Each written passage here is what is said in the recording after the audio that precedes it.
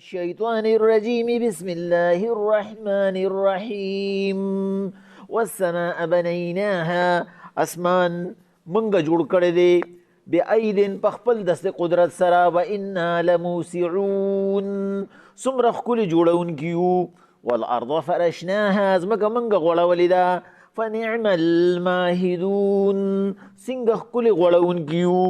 ومن كل شيء خلقنا زوجين او د هر یو سیز منګه جوړی کړی دي لعلكم تذكرون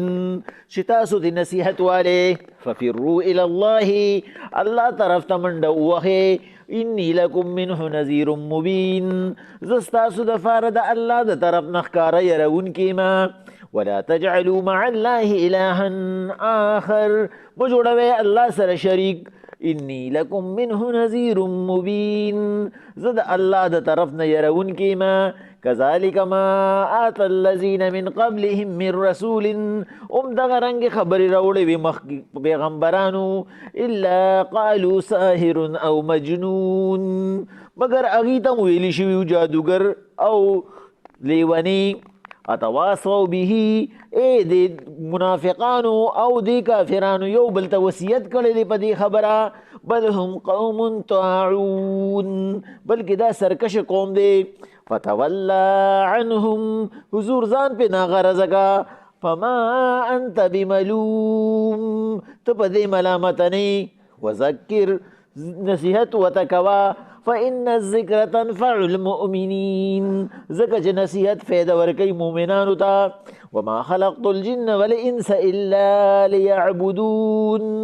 او ندی پیدا کړي مونږه شیطانان او انسانان خود خپل عبادت دپاره ما اريد منهم من رزق منګه نه د دینه د روزې تمکو وما اريد ان يطعمون او نه د خوراک ان الله بشک الله هو الرزاق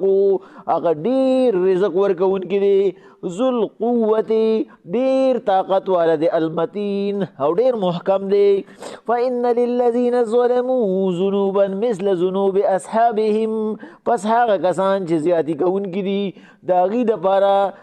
گناهونه دي د هغې دپاره سزاګانې دي او د هغې د مرګرو هم دي فلا یستعجلون نو پس تلوار مه کوه د دوی په باره کې د عذاب فویل للذین کفروا من یومهم الذي یوعدون پس تباهي ده بربادي د هلاکت دی دپاره د هغه کسانو چې کافران شوي دي په هغه ورځ باندې چې دوی سره یې واده کولی شي چې هغه ورځ د قیامت ته منګه د سورې زاریات اخیری رکوع د سورې زاریات په اول کې منګه ویلو چې په دې کې الله پاک خپل وعید ذکر کړی دی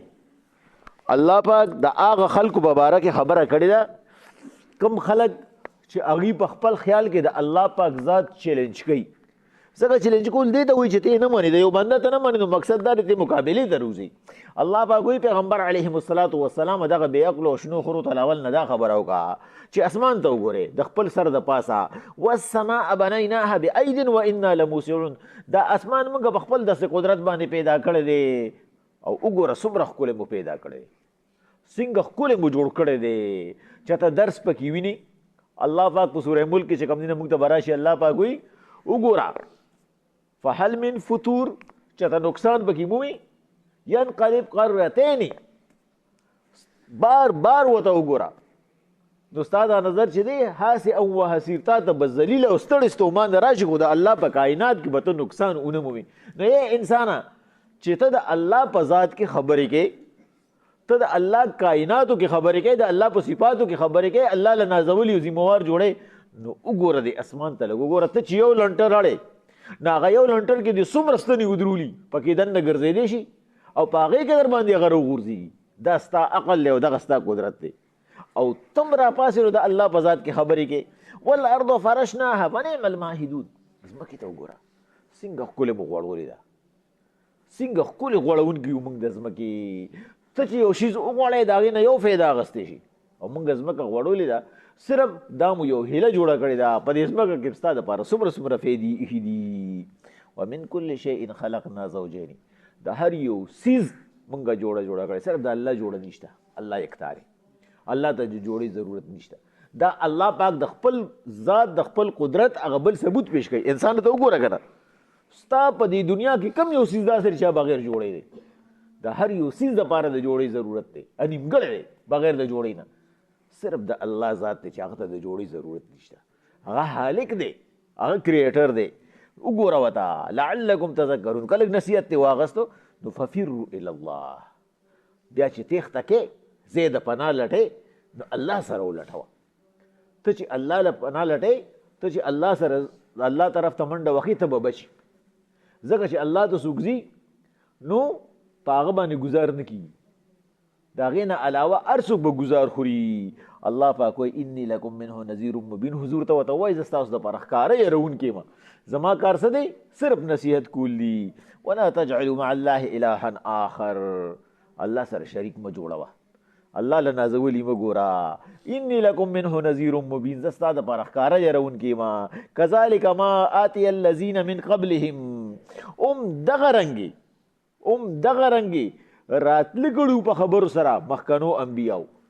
تا چې کومې خبرې حضور ما تا ته وکړې چې داسې مه کوه داسې مه کوه داسې مه کوه دې قوم ته دې ووایه داسې مخکنو انبیا هم کړي وو الا قالو ساحر او مجنون حضور ته خفه کېږه مه هغې ته هم جادوګر او لیوني ویلي شوي ولې کم خلکو چې مفاداتو د کم خلکو چې فایدې وي په غیر الله کې د کم خلکو چې فایدې وي په ذموارانو په نازولو کې هغه خلکو ته نه ذهن اړولی و چې کله عیسی علیهم السلام له به مایده راتله او عیسی علیه السلام به وي وعده یې اخیستې وه چې دې له به هر هغه انسان راځي چې هغه ضرورتمند دي او د ضرورتمند نه مقصد څه و چې هغه کمزوري هغه بیمار دی هغه نیمګړی دی هغه غریب دی چې کم مالدار دی په کور برابر دی بوله نه راځي نو چې کم انسان براته په کم نیت براته هغه نیت به د هغه پوره کېدو نو په لږ وخت کې د ارسطوري غونډه کې د خلکو هغه کلینیکونه بند شو ولې چې بیمار سړی به راغی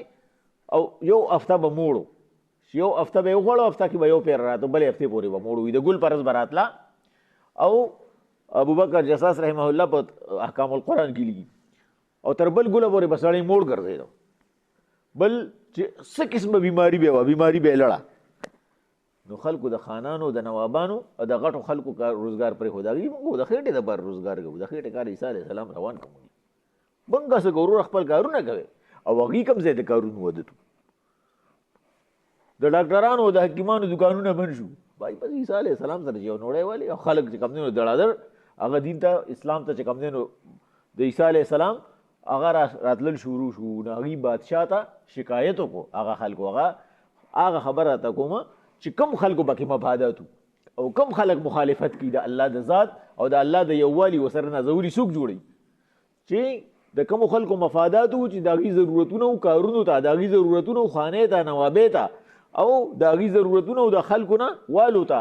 هغوی بادشاه ته ووایي بل ورځ به عیسی علیه السلام اعلان وکړي چې دا سړی څه ته ناست دی دا بادشاه دې تاسو له څکیدار څه خو زه کوم هغه وایي څه وکړم وایي دی لرې کړه د عیسی علیه السلام د مخالفت مین وجه دا وه چې ولې بای مخلوق د الله چې کوم دی نو د هغې ټول هغه همدردۍ او اخلاص هغه عیسی علیه السلام کوي د هغې ضرورتونه عیسی علیه السلام په لاس باندې الله پوره کوي نو چې ضرورتونه پاتې نه شي نو موږ به په دې خلکو باندې خپل چې کوم دی نو خاني نوابي څنګه کوو الله پاک وایي پیغمبر علیهم السلام په دې وجه ساحر او مجنون نو اتواصوا به دا خلک یو بل ته په دې خبرو نصیحت کوي چې بای ګورې دا خلک داسې ساته دا خلک ګورې لاندې ساته دا خلک ګورې محرومه ساته د دې ضرورتونه مه پوره کوه نو ته به پې حکومت کې ته به پې اختیار چلی دا به د غلاماني الله وی بل هم قوم طاعون دا سرکشه دي د ښه پته د الله د ذات په مخ کې دا نه چلیږي نو فتوله عنهم حضور ځان پې ناغرضه که فما انت بملوم ته پې ملامته نه بس ستا کار څه دی وذکر صرف نصیحت کول یو انسان ته ستا کار څه دی وایي مونځ له راځه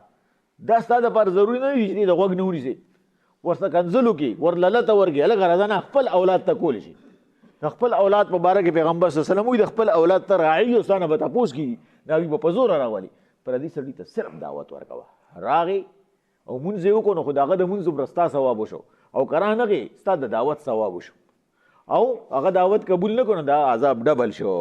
الله وایي فإن الذکر تنفع المؤمنین نصیحت هغه مؤمنانو ته فایده ورکوي مقصد دا دی یو سړي ته دې ووایي چې مونځ له راشه هغه راغی تک ایمان شته الله پاک په خپله باندې ووایي چې مؤمن سړي ته نصیحت هغه چې کوم دی نو فایده ورکوي دی رانغې به د ایمان نشته ځکه چې الله پاک د مؤمن صفت څه بیان کړو وایي نصیحت والا فایده ورکوي نو چې نصیحت والا فایده ورنه کړه مقصد دا دی دی په نوم مسلمان دی په ده کې ایمان نشته وما خلقت الجن والانس الا ليعبدون ګوره په دې لیعبدون کې یو ښکلې نکته ده او هغه امام رازي تفسیر کبیر کې ذکر کړی هغه وایي عبد دا ویلی شي غلام ته زر خرید ته نو دلته الله عبد بیان کو الله پاک نوکر بیان نه کو چې دا زما نوکران دي خدمتګاران مې دي نه وایي دا زما بندګان دي نوکر څوک نوکر هغه څوک چې هغه ته ته ووایې بھائی دا کار وکړه او هغه وایي یار دا زما د وس نه بار دی بس نه کوم نو چې نه کوي بس نوکري به پرېږدي وځي به خو کار نه کوي هغه باندې ستا زور نشته او غلام څه ته وایي یعنی آسان مثال به موږ بل وایو تا چې کوم دی نو هغه د میخو لپاره نیسلی دی او ته ورته بھائی دې میخو ته چې کوم دی نو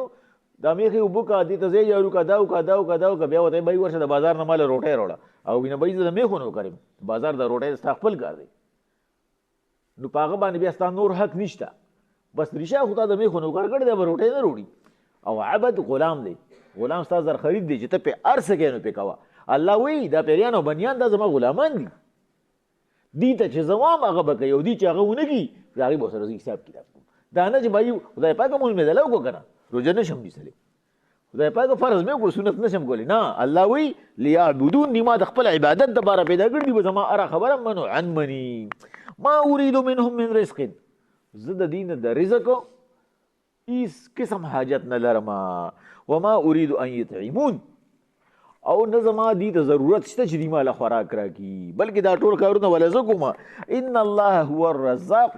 بېشکه الله پاک رزق ورکوونکی دی ذو القوت المتین ډېر رزق ورکوونکی دی مبالغه ده پکې او ذو القوت طاقت والا دی متین او ډېر محکم دی فإن للذین ظلموا بېشکه هغه کسان چې ظالمان دي په دې هو الرزاق ذو القوت المتین کې یو دوه خبرې دي انشاءالله سبا به کېږو